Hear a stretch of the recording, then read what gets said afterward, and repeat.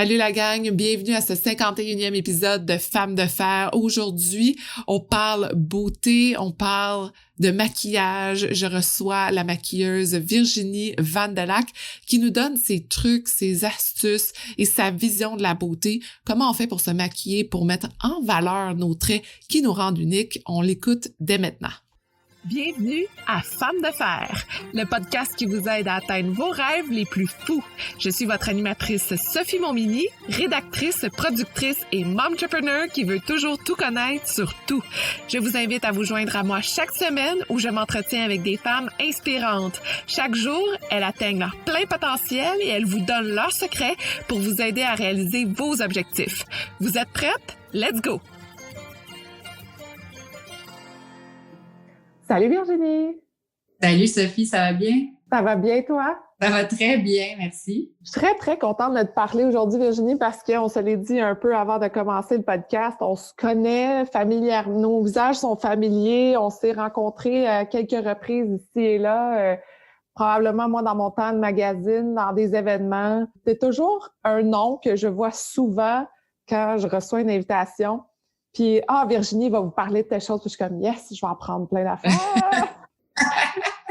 Et la dernière fois que je t'ai vue en événement, en fait, c'était via Zoom et j'ai été vraiment impressionnée par ton talent de discussion. C'était avec une marque. Avec Aveeno, exactement. C'est ça. On a fait une super présentation cette journée-là. En fait, moi, j'ai trouvé la formule hyper intéressante de faire un Zoom comme ça. Malgré que je ne vous voyais pas, j'ai quand même senti votre énergie à travers les commentaires, les questions, tout ça. Puis j'ai trouvé ça assez le fun. Tu sais, je veux dire, on devient un peu plus créatif avec cette pandémie qu'on vit. Donc, j'étais presque avec vous. Bon, il me manquait votre contact humain, mais j'étais presque avec vous. Oui, mais moi, ce que j'ai aimé, en fait, et ce que j'ai vraiment été surprise en plus de faire ça via Zoom, c'est d'être capable de faire les étapes de maquillage que tu nous disais de faire. On était en direct. Puis là, tu m'expliquais, puis après ça, je regardais ce que j'avais fait, puis j'étais comme, Colin, ça a marché. C'est très intéressant parce que on s'entend qu'en ce moment, on est chacun chez nous, on est tout seul, on se maquille différemment, on prend soin de nous différemment. Mais on dirait que juste cette petite façon-là de, OK, on s'arrête, là, puis regardez les filles, on va juste faire quelque chose de différent que vous faites jamais chez vous à la maison. On dirait que ça m'a comme changé les idées puis ça m'a vraiment fait du bien. Parenthèse, là, je sais pas si j'ai partagé un post et une story sur une de mes clientes avec qui j'ai fait un cours de maquillage via Zoom. Elle, je lui ai fait comme une liste de produits qu'elle s'achète avant. On a fait la portion Zoom où elle a appris à se maquiller à travers mon enseignement. Puis, elle m'a fait 3 photos après. Elle m'a envoyé une photo en se réveillant, une photo après ses soins de peau que je lui ai conseillés, puis une photo après son maquillage que je lui ai appris à se faire. Puis écoute, c'était le jour et la nuit. Puis tu vois que ça lui fait tellement du bien parce que son sourire dans la 3e photo est tellement comme, tu sais, sain. Fait que j'ai trouvé ça vraiment le fun de voir qu'elle a réussi, malgré que c'était juste via Zoom, qu'elle a réussi à faire les étapes elle-même. Fait que j'étais bien fière d'elle. Oui. Est-ce que tu es surprise d'être capable de passer tes enseignements via Internet? Oui, puis au même titre que cette journée-là, avec vous autres, via Zoom avec Aveeno, j'ai vu d'autres filles sur les réseaux sociaux après partager leurs étapes maquillage, puis dire combien elles étaient surprises de voir le résultat aussi, puis que des petits trucs comme ça pouvaient les faire sentir bien. Je réalise que le pouvoir de cet apprentissage-là via peu importe la télé ou les réseaux, ça sert. Est-ce que tu les utilisais autant avant? Un peu, mais je dois avouer que depuis la pandémie, tu sais, ma mère a toujours dit la nécessité amène la créativité. Puis j'ai toujours prôné par ça aussi, ou pas eu le choix, tu sais, dans le sens où ça se fait tout seul, ayant plus de travail vraiment, autant qu'avant, au début de la pandémie, dans le premier confinement. Ben, j'ai fait beaucoup plus de réseaux sociaux dans les moments que j'avais, par exemple, quand mon fils faisait la sieste ou des trucs comme ça. Fait que ça m'a permis d'être plus créative, de mettre plus de contenu encore que j'essayais d'en mettre avant. Ça a fait en sorte que ça a augmenté mon, on dirait, fan base. J'ai reçu beaucoup de messages de femmes qui appréciaient mes conseils. Donc, ça donne l'énergie pour continuer. Mais oui, ça a fait une différence, la pandémie. Ouais. Parce que tout le monde était sur leur réseau, tu sais. C'est ça. Puis même encore maintenant, on regarde ça différemment, puis on contacte les gens différemment parce on est presque plus capable de se voir, donc on a besoin d'un autre genre de contact. Déjà, on est déjà lancé dans le podcast, mais c'est important pour moi quand même de te mettre en situation dans le sens que les gens qui nous écoutent ne te connaissent pas. Nécessairement. Il y en a qui sont des fans, comme tu dis. J'aimerais juste qu'on prenne le temps que tu me dises un peu qui tu es. Qu'est-ce que tu fais dans la vie? Bien sûr. Effectivement, on s'est lancé, parce que c'est correct, on a l'impression de se connaître, puis on est dans notre salon. C'est ça. Ben oui, moi, en fait, ça fait bientôt 22 ans que je suis maquilleuse. Ça me rajeunit pas. Écoute, j'ai commencé à faire des maquillages pour des photoshoots quand il y avait même pas de numérique. On faisait nos tests en Polaroid. Fallait regarder à la loupe si le maquillage sur le Polaroid était bien fait pour savoir si on allait en faire un billboard ou pas. C'est quand même quelque chose. Que j'ai étudié en sciences humaines au départ, en profil individu, parce que je voulais m'en aller en psychologie. Finalement, j'étais pas la fille la plus studieuse, même si j'étais quand même à mon affaire. Le cégep, pour moi, c'était peut-être trop une partie de plaisir. Alors finalement, j'ai fait tous mes cours en psychologie, mais j'étais moins alerte sur mes cours de maths. J'ai décidé de m'en aller en art. Et là, finalement, j'ai fait un autre deck en art plastique. Parce qu'au départ, je voulais être illustrateur de livres pour enfants. Puis finalement, j'ai découvert le body painting dans mon cours de sculpture.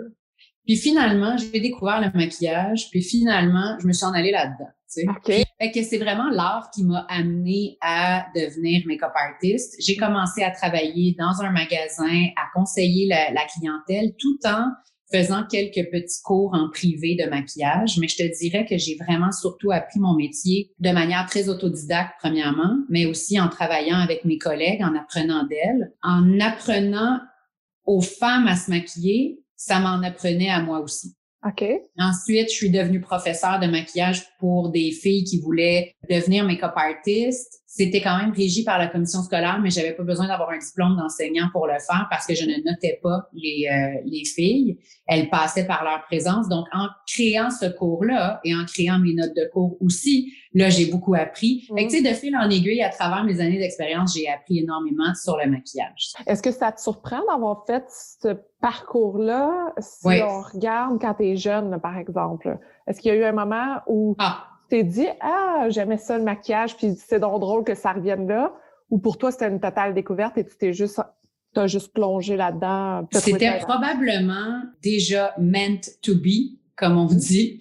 C'était juste que je le savais pas. Deux choses, quand j'étais jeune, tu sais, moi, j'ai vécu dans une famille super artistique. Ma mère était designer de mode, artiste peintre, décoratrice intérieure, tu sais, name it, elle les a toutes faites. Et moi, quand j'étais petite, je me maquillais toujours avec son maquillage. C'était des moments que j'adorais m'asseoir devant le miroir, me créer des looks à la David Bowie puis à la Cyndi Lauper parce que c'était dans ces années-là. Je tripais. C'est pour moi l'art du maquillage. Dans ce temps-là, même, c'était un grand jeu. Quand je dessinais, j'ouvrais toujours les revues de mode de ma mère. Je regardais toujours les visages de femmes et je redessinais à côté le visage puis je les maquillais. Donc, sans le savoir, j'étais meant to be, tu sais. En vieillissant, avant de choisir ma carrière, je m'étais toujours dit que je ne serais pas travailleur autonome puis que je n'irais pas de contrat à contrat, que je voudrais avoir une stabilité, ce que ma mère avait pas eu. Donc, je voulais pas aller dans les souliers de ma mère. Puis pourtant, je veux dire, elle a eu une belle carrière. Mais c'était comme une insécurité de ma part de pas avoir envie de me lancer dans quelque chose où tu ne connais pas le lendemain, tu sais. Puis finalement, ben ma passion a pris le dessus. Puis j'étais due pour faire ça. Puis aujourd'hui, ça me fait plus peur, tu sais. Mais depuis longtemps, ça me fait plus peur. Mais c'était ça au début qui m'avait un peu freinée peut-être. Oui. Puis toute maintenant, l'expérience que tu as accumulée, tu disais tantôt aussi que ça aussi, ça t'a surprise. Oui, parce que, je veux dire, la majorité des make-up artists que je connais, ou bien ils sont allés à l'école de make-up artistry qui fait qu'ils ont fait un diplôme en ça, ils ont appris des notions à l'école, ils ont été probablement assistantes de d'autres grands make-up artistes. C'est comme ça qu'ils ont appris dans le domaine et tout. Moi, j'ai rien fait de tout ça, là. J'ai réussi pareil. Ouais.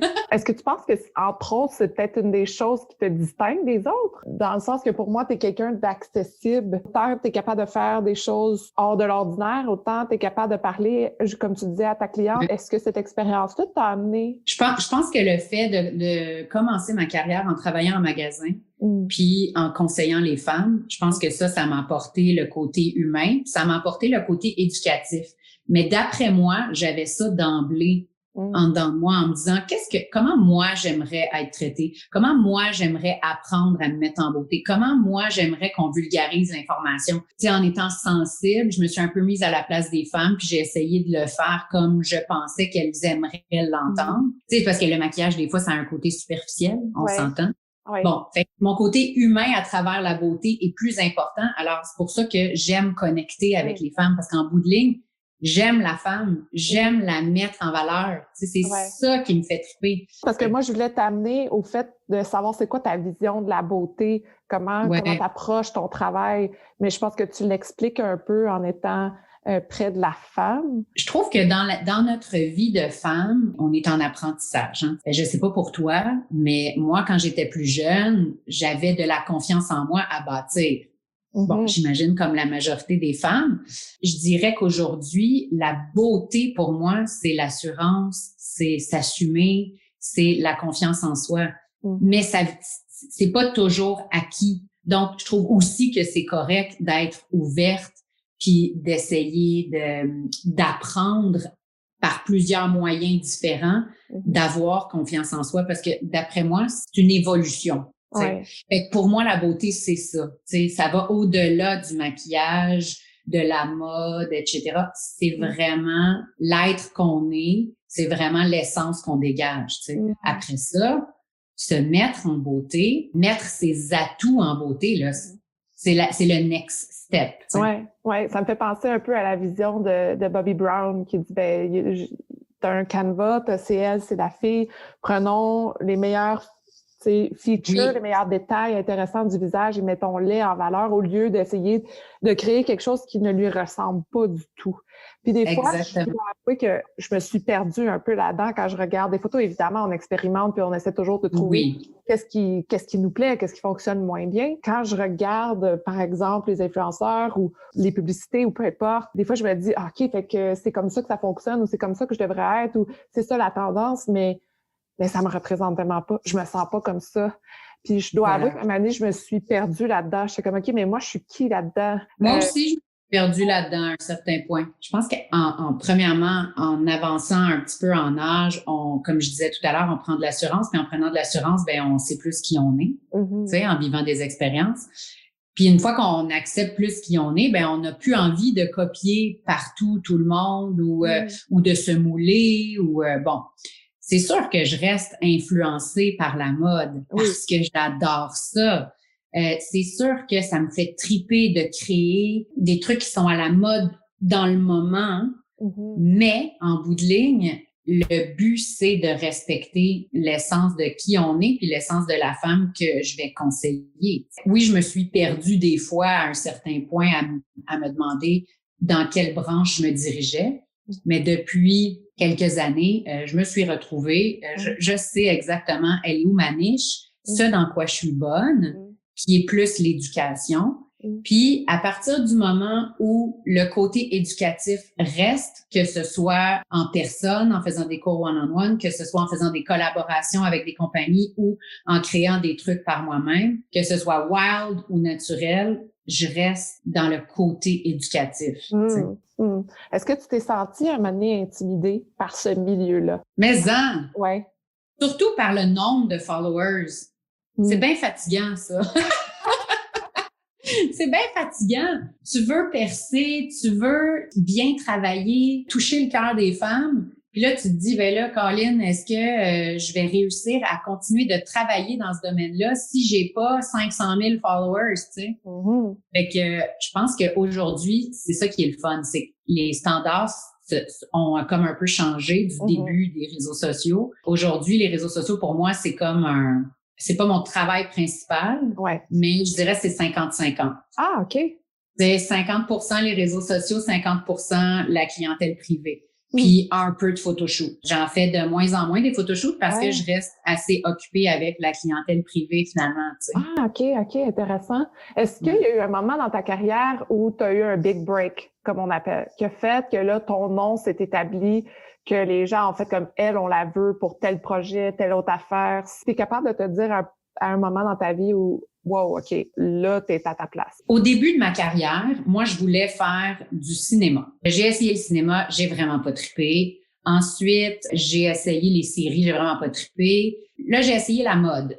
OK, ça me fait vraiment tripper la mode, je veux faire ça, mais j'étais pas tellement confortable dans ce milieu-là. Puis je pense pas que j'étais la meilleure non plus. Là, je dis ça, je veux dire, je me sous-estime pas, là, t'inquiète pas, je suis juste réaliste. Il y en a tellement des top make-up artists, puis au Québec, fait que c'est correct, là, OK? Ouais. Là, un jour, j'ai compris que moi, ma niche, ma force, c'était l'éducation. Plus j'éduquais les femmes, plus ça me comblait. Plus je recevais de témoignages de femmes qui me disaient, aïe, tu sais, je veux dire, à chaque matin, là, je pense à toi, puis ça a changé ma vie, là. Je me sens tellement belle quand j'ai fait ce truc-là. Non, mais y a-tu quelque chose de plus fun que de faire sentir les femmes belles, tu sais? Tu te le dire, Virginie. Des fois, quand je me sens pas super bien, puis que là, je suis, qu'est-ce que Virginie mettrait ce matin dans je te le dis, depuis qu'on a fait le truc à Vino, je suis comme, je pense que Virginie, elle mettrait un point de lumière à telle place. Ça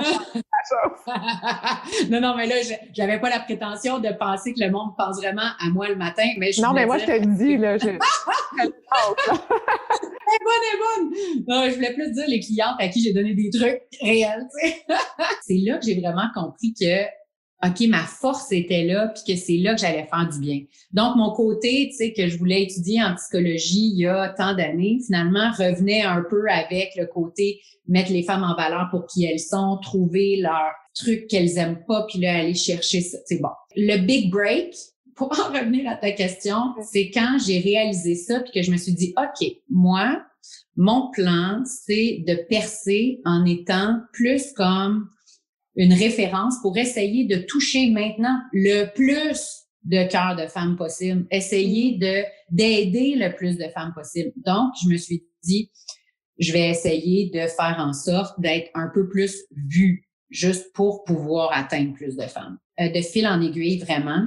Parce que tu sais, tu perces pas du jour au lendemain, tu deviens pas une méga vedette du maquillage. Là. J'ai créé un cours de maquillage quand j'étais enseignante en maquillage. J'avais créé un cours pour les 40 ans et plus. Puis finalement, après ça, pour l'émission avec Jean Héroldi, Quel âge me donnez-vous, on est venu me chercher.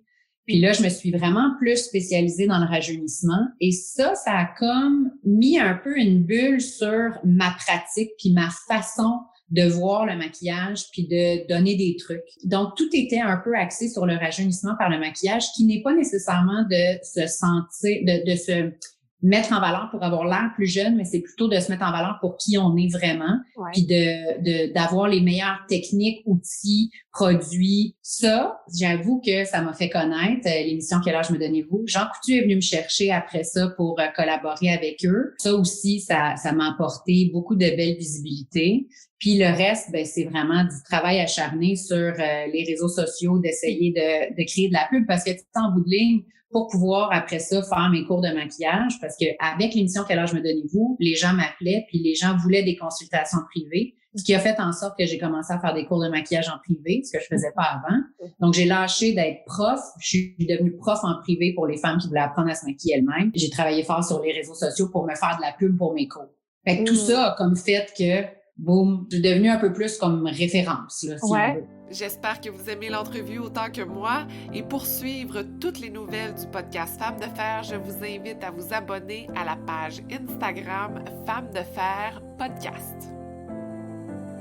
Évidemment, la situation présente change totalement les choses et comme toi, c'est un métier qui t'amène à travailler avec les gens.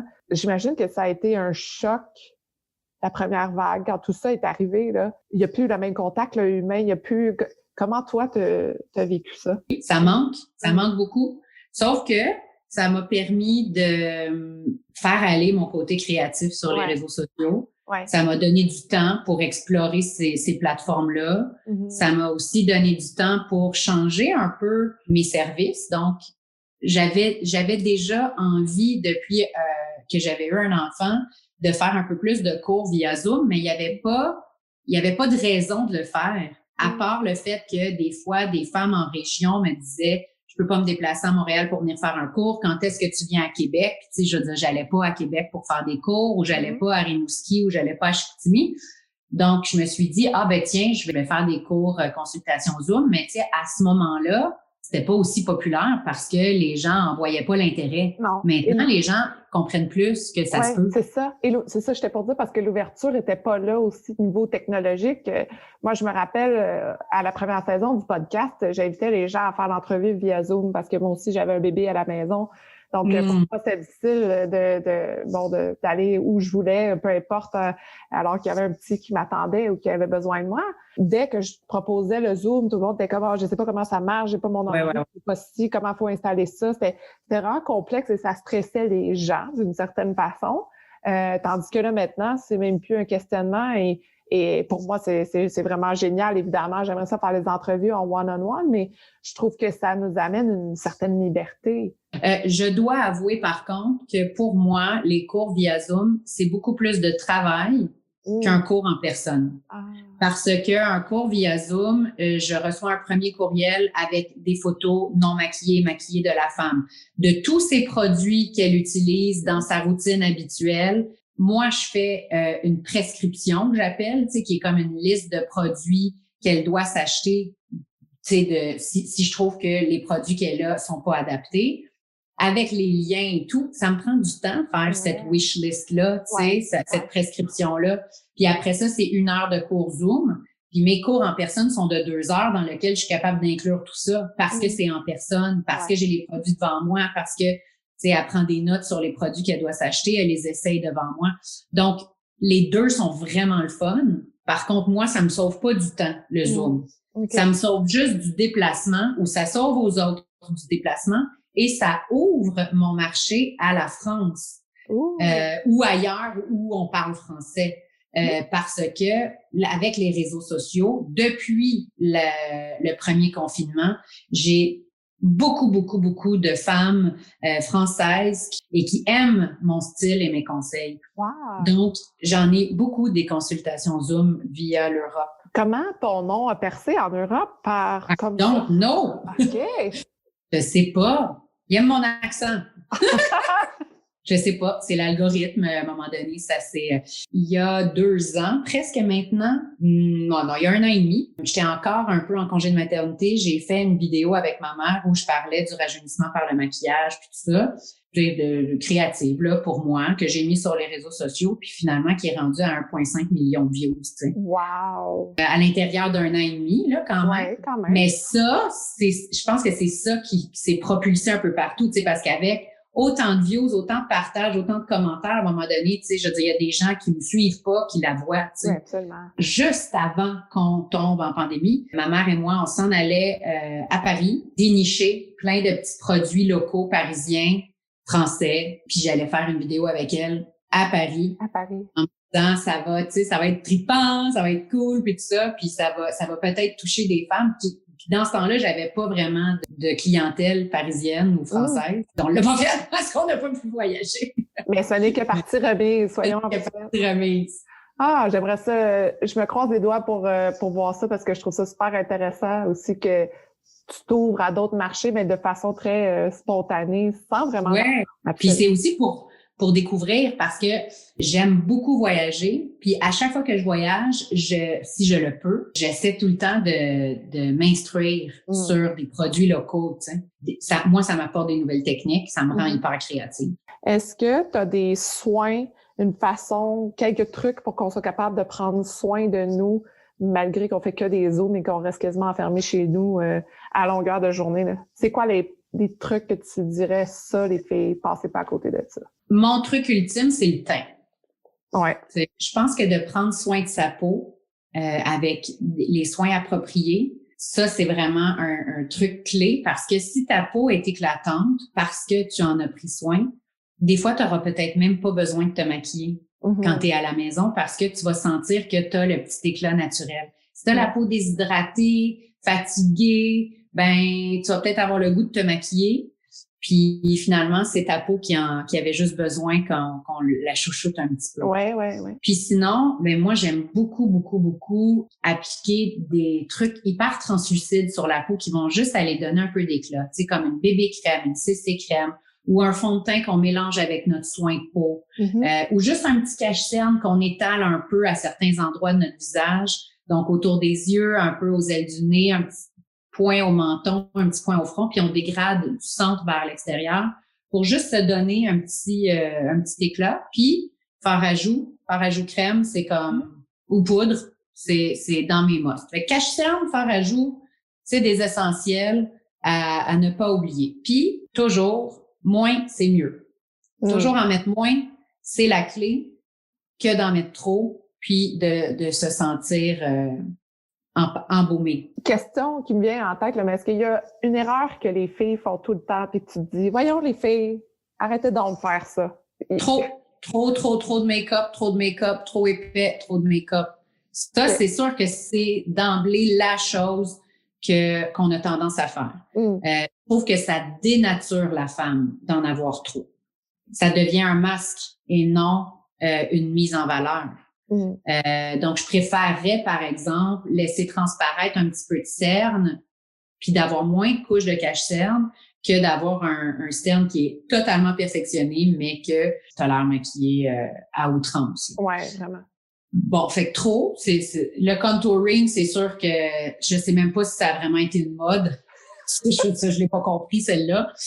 Ça existe. Le contouring, c'est vraiment un essentiel en maquillage. Mais on n'est pas obligé de le faire à la Kim Kardashian. Tu sais? On n'est pas obligé de le faire hyper épais, hyper défini. Encore là, ce n'est pas réaliste. Dès que quelqu'un me dit le mot contouring, que je trouve fascinant d'ailleurs et que j'applaudis les filles qui le font de façon incroyable, moi, je dois t'avouer que j'ai déjà pris une vidéo YouTube d'une fille que j'adore et qu'elle avait décidé d'en faire une capsule de 45 minutes. J'avais fait 45 minutes avec cette fille-là de contouring. Et puis, j'ai essayé. J'ai fait comme, nope, trop de temps, trop difficile, j'ai l'air, ça marche pas, pâte. C'est ça. Ouais, ça, c'est moins dans ma philosophie parce que je trouve que c'est pas réaliste. Dire, on peut aimer, tu sais, je veux dire, des fois, je fais des smokey eyes, des yeux de couleur et tout ça.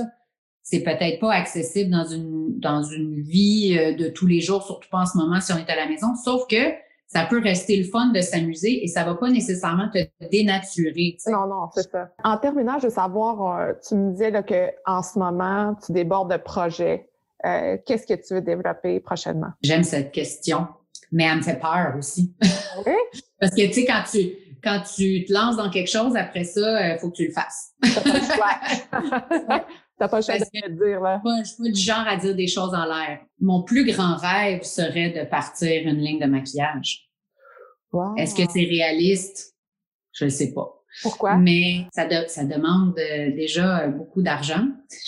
En ce moment, ce qu'on voit sur le marché, c'est des Selena Gomez, des J-Lo, des multi-méga influenceurs qui sont capables de se partir leur ligne de make-up puis que ça fonctionne. Je suis pas en train de dire que je voudrais nécessairement que ce soit international, mais c'est épeurant quand même. Tu sais, c'est beaucoup d'investissement de partir une ligne de make-up. Ça se fait pas nécessairement comme ça demain matin. Fait que je suis pas en train de te dire que je travaille là-dessus présentement, mais ce serait un rêve. Okay. Alors moi, en général, quand j'ai eu des rêves dans la vie, je les ai réalisés. Yes. À suivre. À suivre. Laissons l'univers faire les choses, Virginie. Exact. Voilà. Ouais. Mais sinon, les plans, en ce moment, je suis exactement là où j'ai toujours voulu être. Tu sais, il faut dire aussi que là, mon fils va avoir 2 ans. C'est un énorme chamboulement, comme tu le sais, avoir un enfant dans une vie. C'est complètement différent. Tu sais, je veux dire, j'ai eu un enfant à 40 ans, j'avais vécu une vie, tu sais, je veux dire, à être qu'avec moi-même toute ma vie, à faire mes trucs, mes projets. Là, je me suis beaucoup investie et c'est normal. Et c'est ce que je voulais dans le fait d'avoir un enfant. Ça n'a pas changé que j'ai continué de faire avancer mes rêves puis que j'ai continué de travailler. Au contraire, ça m'a rendue plus créative, ça m'a donné encore plus d'assurance, tout ça. Mais c'était pas le temps nécessairement non plus de lancer des gros nouveaux projets pour moi. Ouais. Je voulais Je voulais stabiliser ça. Je voulais me stabiliser moi aussi parce qu'on dormait pas. Je sais pas de quoi tu parles. Je pense que le plus gros est derrière nous. Puis, là, ton enfant, à quel âge, toi? 2 ans et demi. Ah, c'est ça! C'est que moi aussi, je viens de me dire ça, Virginie. Là, on peut respirer, là. Fait que c'est ça. Fait que, tu sais, commencer des nouveaux projets, ça peut peut-être être le bon temps. Ceci dit, l'an dernier, je me suis quand même lancée. Tu dois connaître Jimmy Hamelin. Oui. Bon, photographe et vidéographe maintenant. L'an dernier, on a lancé un projet qui était de faire des cours de maquillage en ligne ou, en fait, une plateforme sur laquelle les femmes pouvaient avoir accès à plein de vidéos sur plein de sujets. Fait que ça, c'est quand même un projet sur lequel j'ai travaillé. On est tombé en confinement. Fait qu'on ne l'a pas lancé tout de suite parce qu'au début, le premier confinement, on pouvait pas lancer quelque chose par rapport au maquillage. Je veux dire, ça avait pas sa place. C'était pas le temps. Fait qu'on a un peu perdu notre momentum, tu sais. Mm-hmm. Finalement, on l'a lancé quand là, les gens étaient adaptés au Zoom, qui étaient adaptés aux vidéos, qui étaient comme ouvertes à se remettre à prendre soin d'elles, puis que le plus gros de la peur était un peu calmé, tu sais. Ouais. Donc aujourd'hui, ben encore là, des femmes en Europe peuvent avoir accès à ces vidéos-là, puis tu sais, j'utilise des produits internationaux, donc il n'y a pas de problème. Génial. Merci beaucoup d'avoir pris le temps. Merci à toi. J'arrête pas de parler. J'espère que c'est correct, là. Tu vas sûrement couper plein d'affaires, là. J'ai pas arrêté. On fera un prise 2 quand tu seras rendu à Paris, là. On en reparlera rendu là. Si les gens veulent communiquer avec toi, s'ils veulent justement faire affaire avec via les cours de maquillage, voilà, je cherchais le mot, tous les cours de maquillage, ton expertise, comment font-ils pour te contacter? Ben, c'est sûr que via mon site web, www.virginievandelac.com, il y a une boîte courriel, on peut m'écrire là. Tous mes services sont sur ce site-là. Donc, c'est facile de s'en informer. Bien sûr, sur les réseaux sociaux, Instagram et Facebook professionnel. Ben, si les gens veulent visionner les vidéos déjà faites sur les cours de maquillage selon différentes problématiques, que ce soit paupières tombantes, rougeur, maquillage à tous les âges de 30 à 70 ans, ils peuvent aller sur www.ateliervandelac.com. Merci beaucoup, Virginie, d'avoir pris le temps aujourd'hui de me parler. C'était le fun, puis merci beaucoup. Tu es lumineuse. J'ai aimé te voir via Zoom. Merci de ton temps. Bye bye. Bye. Merci d'avoir été à l'écoute. J'espère que vous êtes incroyablement inspirés pour vos projets.